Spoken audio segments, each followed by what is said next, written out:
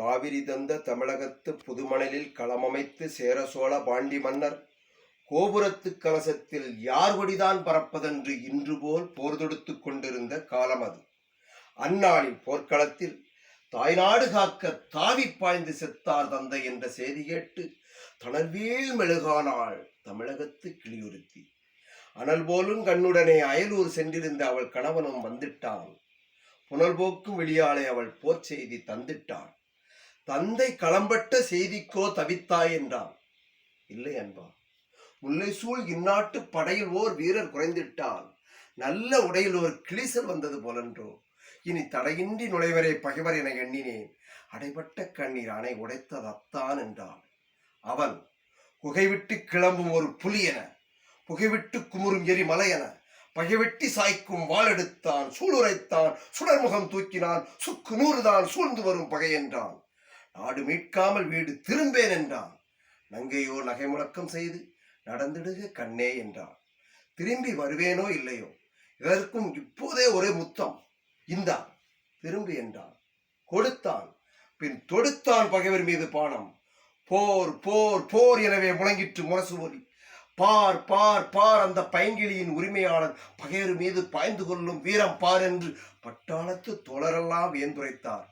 அந்த கட்டாணி முத்தாளும் கண்வழியே சிரித்திட்டாள். களத்தினிலே அத்தானுக்கு அடுக்கடுக்காய் குவிந்து வரும் வெற்றிகளை கேட்டுவிட்டு. கோட்டைகள் விடுபட்டன, எதிரியின் குதிரை கால்கள் உடைபட்டன, வேளப்படை முறிபட்டது, வேல்கள் பொலிபட்டன.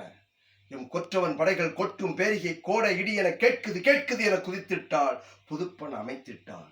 வீரர்கள் வந்தனர். வெற்றி உன் கணவனுக்கே என்றனர். வேந்தனின் தூதுவர் வந்தனர். வாழ்த்துக்கள் வழங்கினர். வீட்டோரத்து தோழிகள் வந்தனர். வெற்றி நீட்டோலை வாசித்து மகிழ்ந்தனர். அந்த அழகிய ஆனந்த கண்ணீர் பொழிந்தாள்.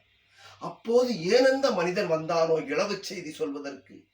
என்னருமை பெண்பாவாய், கண்ணல்ல கலங்காதே, களச்செய்தி கடைசி செய்தி கேளென்றான். அந்தோ மாவிலை தோரணங்கட்டி மணவிழா மேடைதென்னில் வாழ்விலே ஒன்றானோம் என்று சொன்ன கண்ணாளன் மார்பிலே வேல் தாங்கினால் சாவிலே வீழ்ந்து விட்டான். ஆவிதான் போன பின்னும் உயிர் வாழும் ஆரணங்கு அச்சடித்த தமிழ் பதுமை கூவி அழுதாள்.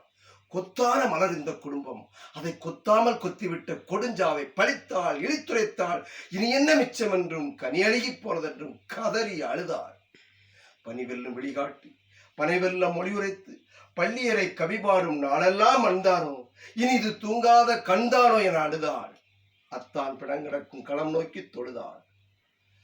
சோகத்தால் விழுந்து விட்ட அவள் காதில் வெற்றி வேகத்தால் பயவர் தட்டும் போர் முரசம் பட்டதுதான் தாமதம். கெட்டதுதான் கெட்டதின குடி முழுவதுமே பட்கொழிந்து போகட்டும் என எழுந்தாள். வட்டில்லா புகழ் கொண்ட நாட்டுக்கே அன்றி வீட்டுக்கோ வாழ்வேன் என்றாள்.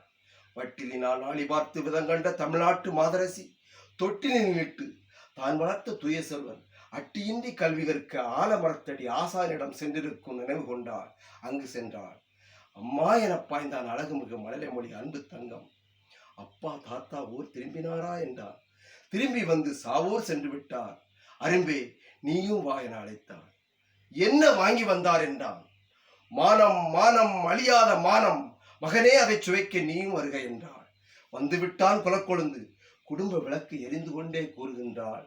எதிரிகளின் படையெடுப்பால் நம் குடும்பம் தலை உதிர்த்து விட்ட மரமாக போனதடா தம்பி. கவலை இல்லை. களம் சென்றார் மாண்டார்.